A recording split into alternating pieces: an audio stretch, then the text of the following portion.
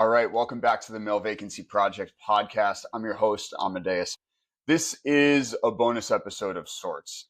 The last few months, or the last month rather, has been absolutely insane with the release of the new book that I have had the privilege of being involved in and writing a chapter in. The book, I have it here, called Sacred Spaces, Volume 3, Subtle Shifts for Mind, Body, and Home Transformation. I'll put the link to this in the show notes. So this book there are 25 authors. I'm one of 25 authors on this project. All of us came together. We each got a chapter to write about an experience that we had, what we learned from that experience, to share some wisdom as well as some practices that someone who might be going through something similar can do to help heal. The entire purpose of this project is to spread healing across the world. All right. And we have an incredible group of authors that wrote about a wide variety of topics. I wrote about men's mental health and masculinity in the modern world through the lens of my experience that I wrote about, which was getting out of an abusive relationship that left me completely shattered and completely lost. I was a shell of myself. I suffered what I learned to call an ego death. And I had to put the pieces of myself back together and figure out who I wanted to be and what I wanted to do with myself. And so the book came out February 18th, 2025 on the Amazon bookstore. So head over, check it out. It's incredible. On Amazon, we hit a couple of pretty incredible rankings on the Amazon store. The Kindle version hit around 1,400 overall in the Kindle bookstore, and it hit number 1 in 3 separate categories of spiritual growth, spiritual gifts, and spiritual healing. The hard copy, which I have here, hit around 1,250 overall on the Amazon bookstore, and it hit number 1 in holistic medicine. It hit number 4 in healing, and it hit number 8 in the category of mental and spiritual healing. I am so proud of the work that the entire author team and the publishing team put into this book. I'm so proud to be a part of this project. It's been an incredible experience, both getting to write this chapter and pour all of myself into this chapter to help men heal, and also to be a part of this launch team and see the success that it's had. It's been an incredible experience. And as part of the launch over the last week, the other night, my friend and I hosted a panel of sorts at a gym that I coach at. So one of the things that I do for work is I coach some group fitness classes at a gym here in the DC area called Cut 7. The owners were kind enough, generous enough, supportive enough to let me host a guys' night workout and a kind of a launch party for the book on Thursday night. And as part of it, my friend and I, my friend Dan runs a men's group in the DC area, which you'll see you'll see him talk about in a minute. We hosted a little panel where he was interviewing me as I was talking about the book to the guys that came to the workout that night. So, and I recorded the interview, I recorded the discussion, and that's what this is here today. We got into some incredible discussions about what I've been through, what some of the other guys in the room had been through, about men's mental health in general and the state of men's mental health and the state of society's view on men's mental health, and really encouraging guys in the room to step up and be leaders in their community. One of the biggest things to me is that there is still a stigma around men talking about their mental health. And if we want to change that stigma, we need men to step up and be leaders in the space, in sharing, in being vulnerable, in being transparent, in talking about the things that they've gone through, the things that they struggle. And that's why I wrote what I wrote. That's why I wrote about the relationship and my experience getting out of the relationship and my experience healing from that ego death. Because at the end of the day, and I talk about this a little bit in that chat with the guys, one of the things that it allowed me to do is I lost all sense of shame and fear around talking about these things. And I recognize that some men need to see other men step up in order to feel safe enough, in order to feel welcomed by society to talk about their mental health struggles and talk about the things that bother them. And so my view is, if that's what I need to do, then that's what I need to do. I'm fine with that. I'm fine with being the first. I'm fine with being that trailblazer to talk about the things that I've struggled with, if it means that other men feel comfortable talking about the things that they've struggled with, which means that they'll feel more comfortable reaching out for help and healing. And that's the entire point of what I'm doing here. So without further ado, here's the chat. We good? We rolling? Yeah. All right. Gentlemen, thank you for coming out to what will be a very fun and exciting workout to come at about 7:30 or so. What time is it? We're right at 7. Hell yeah. Nice. Good job, man. Yeah. We'll start the workout around 7:30. What we wanted to do before that is, one, take some time to slow down. I think everybody's got a lot of shit going on right now. There's a lot of shit going on in the world for everyone for different reasons. So I know for me personally, just being able to come into the space with mostly people I know, a few folks that I don't, but be able to just kind of open up and share and hear from Amadeus a little bit more about what he's got going on. That is the focus of the next 30 minutes. But we will be engaging with you guys and want y'all to engage back about some topics around men's mental health and wellness. That is what we are all here for. So for those that don't know, my name's Dan. I am both a fitness instructor in this area, a men's wellness advocate, have started the Create Wellness community project, as well as Brotherhood DMV, men's social wellness project in the area. Cut 7 is becoming a second home. I know a lot of folks here now and becoming a lot of close with a lot of folks here. So I love being in this space and sharing in this space. I want to shout out Chris at the top, one of the co-founders of Cut 7, and thank y'all for hosting. And I think things like this, these small group fireside chats, go a long way in terms of creating space to hold conversations around men's mental health and wellness in a time in society where arguably it is needed the most.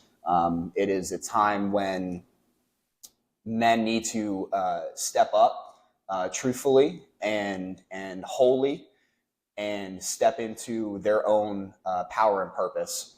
And there's a lot of that happening right here in this man and Amadeus, and the things that he is doing and putting out into the world, the energy, the creativity that he is putting out into the world is something special. So we are highlighting that tonight. So I have a few kind of moderated topic questions that I'm going to share with Amadeus. He's going to riff on for a little bit, a few things that he's going to open up to the crowd on. But I first want to introduce him just as a good friend that I've become closer with in this past year.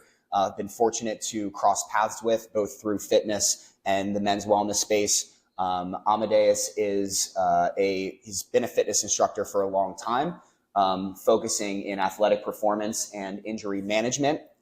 Yep. Got both.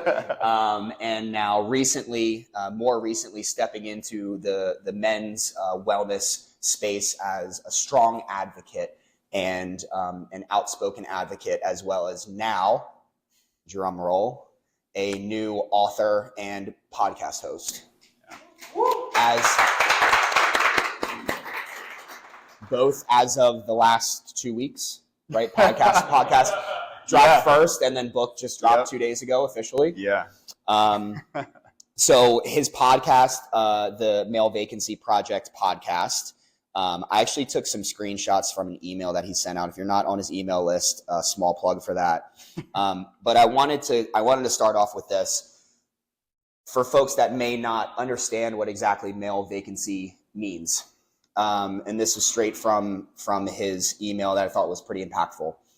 The phrase male vacancy is not a common phrase outside of the men's workspace, but I believe this topic, and I'm speaking in his voice, I believe this topic is a cornerstone of the entire conversation around men's health and masculinity. In his first episode, Amadeus has a comprehensive discussion on male vacancy and its effects on society and on men in the world today. He's identified two main definitions of male vacancy. First is the general lack of participation in society by young men. He cites several statistics, such as the 8 percentage point increase in men of prime working age, 25 to 54, being unemployed and not looking for work over the last 70 years, increasing from 2.5% in the 1950s to 10.5% today. This is just one of several staggering statistics that show men, especially young men, are checking out. The second is the lack of elder men in our society and the general vacancy of elder men in the lives of young men who need guidance as they move through adolescence and young adulthood. Once again, he cites several statistics, including the fact that the share of male teachers has dropped from 33 to 23% since the 80s. And he discusses a few thoughts on why these trends are occurring, the impact of these trends, and offers what to him is the main solution to focus on. And I think we're going to get into some of that today in some of our questions. So without further ado, Amadeus, want to have you speak if I can find the questions. Yeah. So first, before getting into the actual topics and knowing that we have about 25 solid minutes here, can you first just speak about the impetus for your contribution to the book Sacred Spaces? It's the third volume of the Sacred Spaces project. What is the project? What is the book? How did you get involved with it? Yeah, so the book is a group write book. There's 25 authors on the project. Colleen is the head author. She's a good friend of mine. I trained her son for lacrosse for like 2 years. That's how I connected with her. And then my dad is on her email list, and she sent out an email looking for authors for her next book, Sacred Spaces Volume 3. I was already aware of Sacred Spaces as a general project. Brett Eaton, who's a lot of you guys know and is a friend of mine, who connected me with Colleen initially, was an author on the first book. And so I knew what the project was. My dad sent me the email. He was like, you should check this out. So I reached out to Colleen, and she was like, I'd love to have you on the book. Do you want to write about fitness? And I was like, no. She was like, okay, let's go for a walk. And so we went for like a 2-hour walk, and I told her about all these things. And her son, who is now a freshman in college, and she just felt everything that I was talking about, of just the mother of a son who is an 18-year-old boy in this world. And she was just terrified, and she was like, I need you on this book. So that's kind of how it all got started. But the general theme of the book is just healing. So I'm talking about men's mental health. Some other people are talking about lots of various other things, from community to dance to just movement in general to racial topics to there's so many incredible chapters that span so many different topics. So getting into some of these questions, there's going to be a little bit of a cutover. I want to talk so much about the book and share kind of how how you got into that mental space of wanting to write that chapter. And there's a lot of backstory there, which you might expound upon here. But thinking about men's mental health and the awareness of male vacancy, I think it comes back to awareness of self, right? And we're in a time where your awareness of self can be very diminished based on the constant distractions that are around us. And that often leads to a deprioritization of yourself, right? And your own wellness and physical, mental health are all parts of that. So I want to ask you kind of where in your list of priorities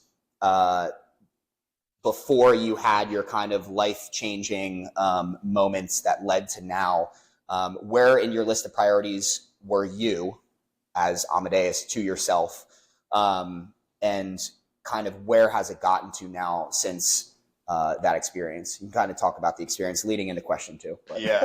Yeah. We'll go over the experience in question 2. Yeah, okay, yeah. cool. You could just start there. Cool. Yeah, sure. All right. So the big life experience was I was in a relationship that ended up being abusive, and I was in it for about a year. And by the end of it, I had completely lost touch with myself. Like I was a shell of myself. And then when it ended, I had to like put the pieces of myself back together and figure out who the fuck am I? Who do I want to be in this world? Because I don't know anymore. And so that was a really profound experience that was the hardest time in my life, but also is probably the most impactful and one of the best things that ever happened to me, because I am a completely different person than I was. And like, Chris, you knew me before, like you can vouch for that, like completely different person. And so in terms of like list of priorities before that, very low, very, very low. I put everybody before myself. I was like textbook people pleaser, textbook anxious attached, and I just let everybody walk all over me because I don't know, I guess I was seeking validation, and I was seeking acceptance, and that's part of why I found myself in the relationship that I found myself in, because I let her walk all over me. And ever since then, it's been a lot of work, but now it's pretty high. I hold myself as like a pretty high priority. If I'm not okay with something, I'm not doing it. And it's taken a lot. It's taken a lot of practice with my friends and with relationships, and my friends holding space to be like, he's figuring out how to be assertive, like, and yeah. So right now, very high. I think there's a lot that can be kind of extracted from that thought of men not prioritizing themselves, right? Yeah, for sure. There's a lot of reasons for that. And if we had, if I was charging y'all for a therapy session, we could sit here for 3 hours and talk about it. But I think that often comes back to a man's inherent need to want to provide and want to show up and want to give and want to support, which is not a bad thing inherently. Yep. But when that is the only thing that you do, or the only way you show up is constantly giving, then you are inherently putting yourself last, right? Or very low on that priority list. And I think that is the easiest trap of them all to fall into, right? Because you're like, hey, I'm giving everybody, man. I'm showing up for my mother, brother, sister, friends, my family. Like, I'm showing up for my communities.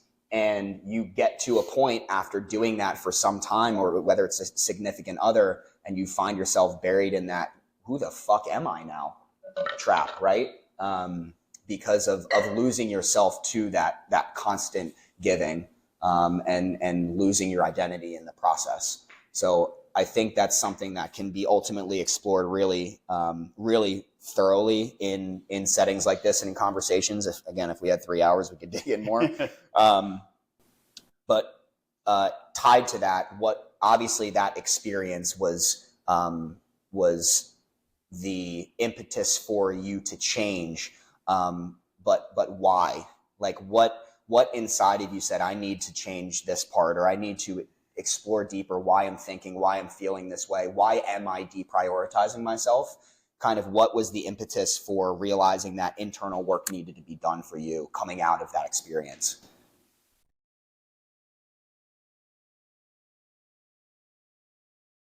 I think it just started from a place of never wanting to be that low again. Of just, I can never let this happen again. And I went to therapy for several months, and I took very much of a driver's seat in my own healing process. I was reading, I was listening to podcasts, I was absorbing information as fast as I could and trying to figure out what went wrong, trying to figure out where I went wrong and how I could course correct, and how I could become the type of person that type of thing doesn't happen to. Yeah.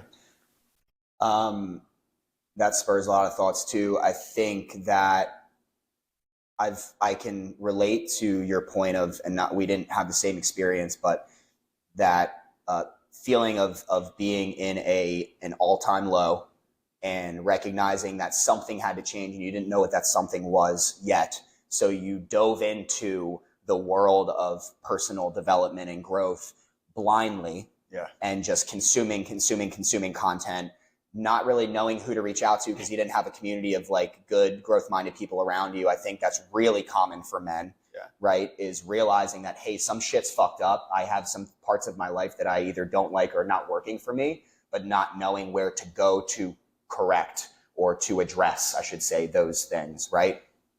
I think it's really important, one, to note, like, this is exactly why we're doing what we're doing, what you're doing with the book, what Sam's doing with the Masculinity Project. Like, that's exactly why what Britt's doing with all his men's health work in DC, that's exactly why these communities are most necessary, is because for people like you a few years ago, when you hit that all-time low as a man and you don't know where to turn, that's why male loneliness is an epidemic. That's why male suicide rates are highest and higher than they've ever been, and continually grow higher, because men have this inherent need to hold everything, right? And hold the weight of the world. And we hear that all the time, but it's real shit. When something bad happens in your life and you don't have an outlet to get it out or to share it or to know where to turn to address that, that shit just piles up and builds and builds. Right. So I think it's really important to highlight that, like, you took the onus upon yourself to dive into the personal development and the world of personal and internal development. I actually want to ask a question. I'm going a little off script. Sure. I want to ask a question to the group too, is like, for folks that have been there, or maybe you are starting your own journey, like, what were some of those first steps you took on your personal wellness and growth journey? Like, for a lot of people, the entry point is fitness. That's one of the most common entry points, is when you get into a community of like-minded individuals who like keeping good care of their body. You often meet the type of person that you need or want to spend more time around, right? Because they're thinking about things in the same way that you are. They're growth-minded and development-minded. But a question for the group is if you've been there, if you've been at that low, or you've been at a point of like a crossroads and shit's not working, you're trying to address stuff internally, like, what have you done to address those things? Where have you turned? Or what would you say to someone who is maybe in that starting point of like, shit's fucked and I don't know what to do? All right. So when we opened up the floor to the other guys talking, I forgot to pass out the mics so that you could actually hear what they were saying. Lesson learned for next time. But I do think it's important to talk about what they said, because some of these guys had some pretty incredible wisdom based on their life experiences. And I would be remiss for you, the podcast audience, to miss what they said. So I listened through on full volume and heard what I was able to hear, and I took some notes. So I'm going to share what they talked about. So 3 guys spoke up and shared about their experiences and shared some of their wisdom. So the first guy talked about how there is this idea of this ladder of healing, right? Where there are different rings as you go up the ladder to kind of complete your healing, if that's in air quotes, if it's ever possible to complete your healing, right? So The first ring of the ladder is the physical. This is all about your body, right?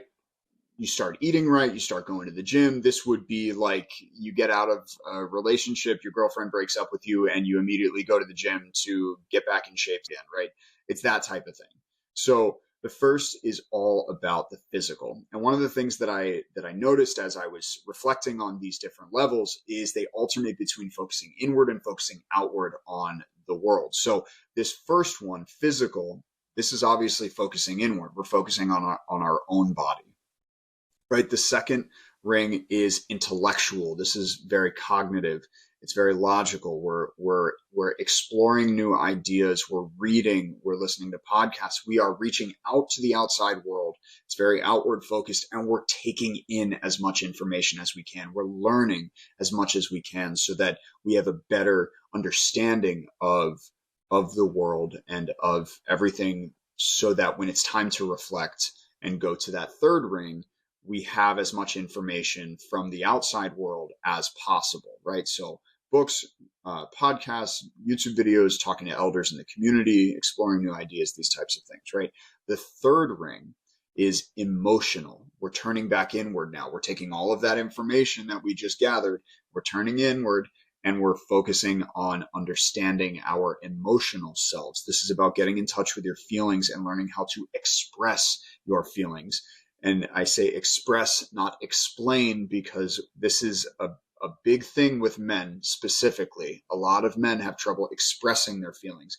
We want to explain our feelings because it's really easy to stay up here, to stay cognitive, to stay logical and rational, and to explain our feelings from a logic and rational point of view, instead of really looking inward and understanding, and to be able to actually express our feelings. And so if there's one thing that I think guys should work on is expressing their feelings when they're trying to communicate how they're feeling, right? So that's the third ring. The fourth ring is purpose. This is the last ring. And this one is all about finding a mission. We're turning back outward. We're taking all that healing we just did, and now we're giving back to the community. We're giving back to the world. This often comes in the form of sharing with others. And in my reflecting on these different rings, I realized that me writing the book and doing the podcast, this is my purpose ring. Is this I'm sharing. I've healed to the point where I want to give back to the community, and I want to help you, the listener, heal and understand and feel empowered to heal as well. Right. So those are the four rings of this kind of ladder of healing. The second guy who spoke up, he and I actually had a lot of similarities in our experiences. He had been in an abusive relationship as well. And so he shared about that. And that was very touching to me, that I made this guy feel seen and heard and understood, that he felt comfortable sharing about his own experience. And he talks about how healing is messy work. And the number one thing you need to do is just give yourself grace and patience through the healing process, because it's so messy. You need to take all of your shit and lay it out on the table so that you can kind of figure out and organize yourself.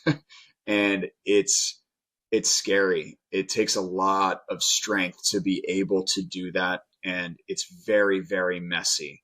And so giving yourself the grace and the patience and the understanding and the compassion to go through that process without judging yourself in a negative way, right? And a big piece of this is that progress is not linear. You're going to have your good days. You're going to have your bad days. You're going to trend up, but there's going to be some high points. There's going to be some low points. You will see glimpses of the man you're becoming. You'll revert back and you'll see glimpses of the man you were. You're going to have really good days when you're acting as your best self, and you're going to have some really bad days where you're acting as your worst self. And as someone who is 3 years into this healing journey, I can certainly say that I have experienced the entire range. I have seen my best self. I've seen the man I'm becoming, and I'm so excited to be getting closer every day. I've also seen glimpses of the man that I was. I've seen my worst self. I've seen the part of myself that I held shame about for so long. And so giving yourself grace and patience and understanding and being compassionate with yourself and not judging yourself for those low points in the healing journey is so, so important. The third person started by actually talking to the second guy that talked. And he talked about how the greatest compliment he ever received was a text that the second guy sent him on his birthday a few years ago. And the text said this: by you showing up authentically as yourself, you allow everyone else to show up authentically too. And that's just so powerful, because the world, society pressures us to fit us in this little box, to be part of the matching set of humanity and of society. And one of the best things you can do is act out and be yourself, be your true self. And that will empower other people to be their true selves as well. And when you do that, you're so much happier when you're just acting, you're being who you are instead of pretending to be who you think society wants you to be, right? He goes on to talk about how his really kind of intense dive into the work started on a retreat in Mexico. It was kind of funny. He brought all these books down because he was like, I'm going to read all these books. It's going to be great. I'm going to learn so much. And when he gets down to the retreat, the facilitators of the retreat took all the books away. They were like, you won't need those. Sit by yourself for a week. And so he did. And he realized that this is exactly what he was avoiding by reading all the books and by spending so much time in the gym, being in that physical ring and in that intellectual ring. He was kind of stuck in those rings, and the retreat, sitting by himself, forced him to enter that third ring, that emotional ring. And so he talks about how that was where his healing journey really starts. And he goes on to talk about, he brings up two quotes that I think were pretty impactful. The first one is, all research is me search. This is why the best prison guards are former prisoners. The best coaches are former athletes. And that brings it to the next quote that he cited, which was by a jazz saxophonist named Charlie Parker, who said, if you haven't lived it, it won't come out your horn. So I thought those were some really good points. I'm going to turn it back to Dan and I in the chat. Same. We can keep talking about that all night. So if y'all have more to share, let's kick it after over some snacks. Yeah. To keep moving, because there was a couple of questions that I did want to address before we move on to the moment you've all came here for, which is workout. We talk about Sam just mentioned the point of recognizing that you hate or potentially dislike yourself for a number, variety of reasons. And I think that is often a lot of men don't even get to that point, right? Because they don't sit with themselves long enough in solitude to recognize the things that are going wrong or going on in their head that they may not like, right? And try to face that man in the mirror. A lot of men don't even get to that point. There was, this is off topic too, but somebody was saying this quote to me one time. It was like, and it's a certain percentage that's addressed to it, so I'm going to fuck up the percentage, but you can look it up. It was like, 80% of men hear the phone ringing in the other room, 40% go into the room to listen or to check on it, and 10% actually pick it up, right? And that's representative of how many men actually step up to face themselves in their life, and to answer the call, right? Whatever that call is. A lot of men don't even get to the point of knowing the phone's ringing. They ignore it, right? They don't even hear the phone ringing. So that just made me think about why. What are the barriers? What are the limiting beliefs, right? And we wanted to talk a little bit about identifying your own limiting beliefs, and then what it kind of meant, how did you identify those things in your life, and what it meant to you to reframe or reassess those belief systems? I think the biggest reason people don't is just pride and ego. They're just too, I don't know if it's fear, but too scared of actually facing themselves, or too prideful. It's probably all the same thing. Yeah. To admit that you're wrong or fucked up. Yeah. Or, yeah. And we see that all the time. Like, I'm not wrong. You're wrong. Mm-hmm. You know, even when they're staring the facts in the face, they can't admit that they're wrong. It's the same thing with everything we're talking about. But in terms of, what was the question? Addressing or reframing those limiting beliefs. How do you kind of move past that stage of saying, hey, something's wrong, I got to fix it? What do you do? I mean, I think the first thing is you got to humble yourself. You got to put the ego aside. You got to put the pride aside and recognize that, like, you're human. We're all human. We all make mistakes. None of us are perfect. And be able to look at yourself in the mirror and say, this is the thing that's holding you back. And that's a really fucking hard thing to do.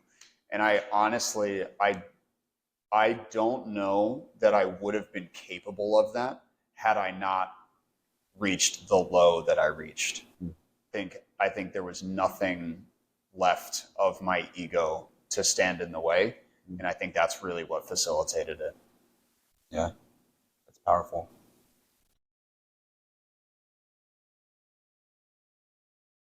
In all of your research, and this might be the last question, in the research that you've done kind of leading up to the book, and your life experience, your lived experience, what are the most pertinent values that you find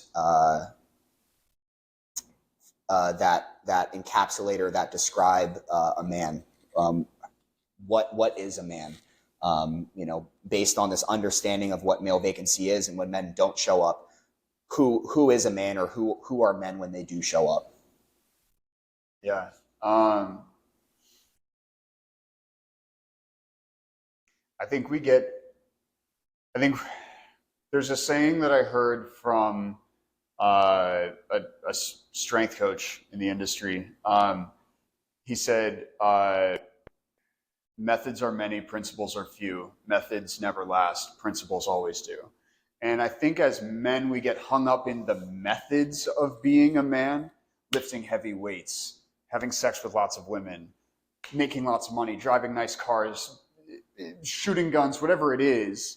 We get hung up on the methods. And it's like, you could do all of those things and still be extremely immature and still be a boy.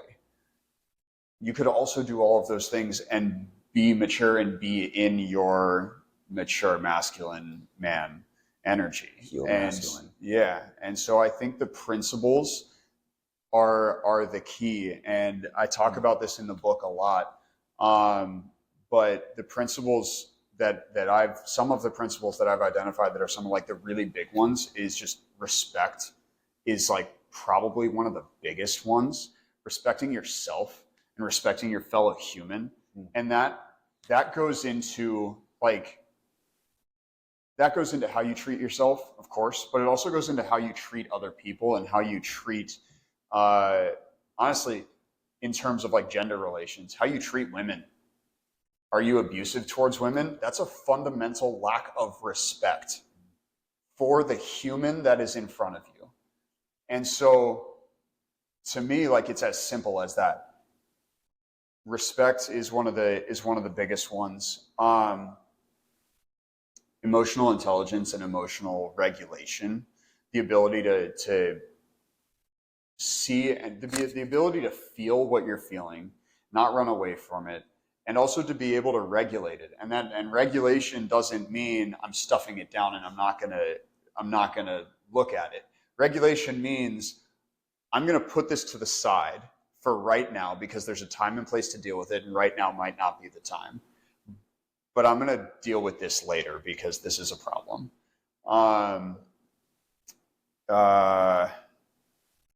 Some of the other ones, drawing a blank.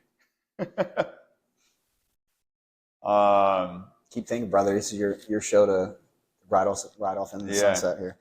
Reliability, being reliable to yourself and being reliable to others, like being trustworthy, keeping promises that you make both to yourself and to others. And I think the ones that we make to ourselves are the biggest ones, because I would always keep promises like before the relationship, but I would always keep promises to other people. I never kept promises to myself. And that ate away at my self-confidence and my self-worth, because I couldn't do the things, I couldn't follow through on the things that I told myself I was going to. So I think that's a really big piece of it. And then confidence and competence, which kind of go hand in hand. Being confident in who you are. Like you were saying about like, I'm weird and that's just me and I love it. That's a very confident thing to say. And a lot of guys, I saw a video of this dude using like beard clippers to shave off his eyelashes to look more masculine. And I'm like, that's just insecurity. Like that is so insecure, and that's a fundamental lack of confidence. And that just like to me, that just screams like this person is not in their mature masculine, because they're not able to sit with themselves as they truly are. So being a real man is fake eyelashes. Yeah, shave them off. You just got to replace them. Yeah, that's tattooed. right. That's right. Tattoo eyelashes. Yeah, those are some of the big ones. I want to, before we wrap up and get into the workout here, I just want to give you the floor for another minute or two. If there's anything that you really want to share about the book, about your research. Obviously, we have some QR codes up on the walls as we come out of the workout. We want to get people in and moving. But the book is available on Amazon, digital download for Sacred Spaces Volume 3. We also have the donation support QR for the American Institute for Boys and Men. So that these are both up for folks to grab the links to on the way out. Any last words for the gentleman in the room? I don't know. I think, thank you guys for coming out. Thank you guys for engaging in the conversation. This is a really important conversation that we have, and it's the ripple effect that makes the difference. Like, if I can talk about it and that makes you feel safe to talk about it, and so you talk about it with other guys, and then that makes them feel safe to talk about it, and it keeps growing from there. And the more work that we can do individually and encourage the people around us to do, it ripples. And I think there's a lot of bad things going on in the world and a lot of questionable leaders. And I think the biggest thing that we can do is just heal and get to a place where we're existing in that more mature masculine, so that we can be these like elders, these leaders in the community. And I think once like men in the world widespread start healing, I think we'll see a lot of the problems in the world go away. Cheers, man. On behalf of Male Vacancy Project, Brotherhood DMV, thank you all for coming out. Let's go lift some heavy shit and be men. Yeah.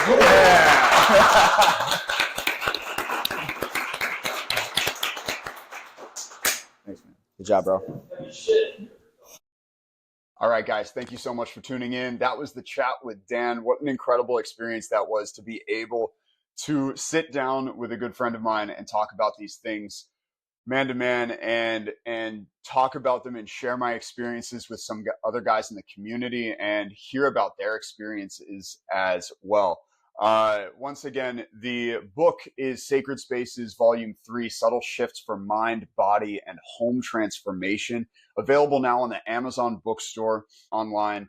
I will put the link in the show notes to the book. I'll also include the link to join my email list, because that's where I'm going to be sending out emails, newsletter, and updates on the podcast and on some other things that I'm doing out in the community, like this chat with Dan. I want to do more speaking engagements like that. So if you're interested in those things, if you want to stay up to date on the podcast, join my email list. And if you haven't already, please hit that subscribe button. It really helps. Leave a review. Share it with anyone and everyone who you think might be interested. And pretty soon I'm going to start bringing on guests, friends of mine, men in the community that I trust, that I have respect for, that I look up to a certain degree, to talk about these topics as well. I'm also going to be doing a series of episodes where I take the questions that Dan asked me and I'm going to dive a little bit deeper for you guys, my audience on the podcast, because honestly, I could have done a whole 20-minute talk on each individual question that he asked. So if you're interested in hearing more about that, definitely hit that subscribe button. Stay tuned, and thanks for tuning in. I'll see you next time. Amadeus signing off.